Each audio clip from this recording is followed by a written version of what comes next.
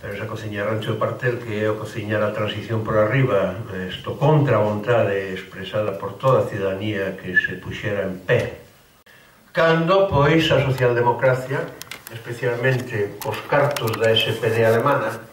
e fundamentalmente o sindicato do metal de Max Diamant, un nome que nunca esquezo, que era o que lle pasaba os cartos a Enrique Mújica, el tanque, coñecido como tal no argot da clandestinidade do PSOE,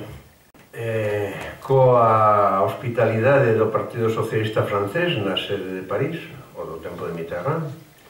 e coa dirección da orquesta do Departamento de Estado americano e a Casa Blanca, pois se cociñou o gran fraude político que foi para os cidadáns esa transición no canto da clara democrática. Daí o título de o libro de Garcés de Soberanos e Intervenidos. Sostén a tesis de que na transición o povo español, a cidadanía española, a cidadanía dos povos do Estado, non foi soberana, non exerceu a súa soberanía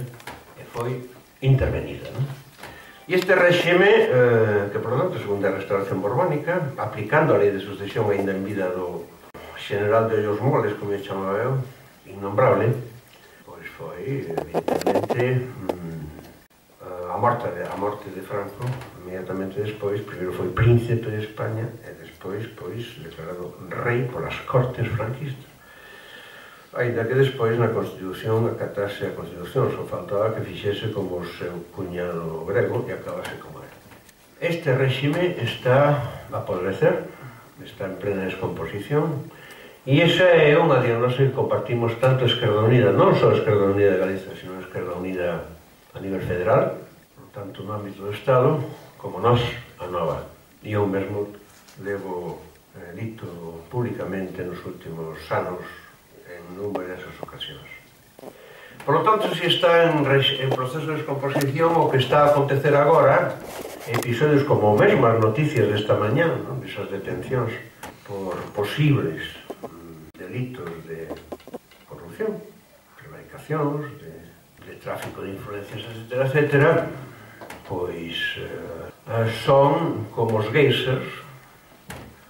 ou como as fumaredas dun territorio volcánico que anuncian unha erupción, ainda que os grandes poderes mediáticos e os poderes das grandes centros de poder financiero mundial especuladores e a troika famosa, etc., pois intenten negarlo. Por lo tanto, ese é o escenario no que estamos e no que serán estas eleccións galegas.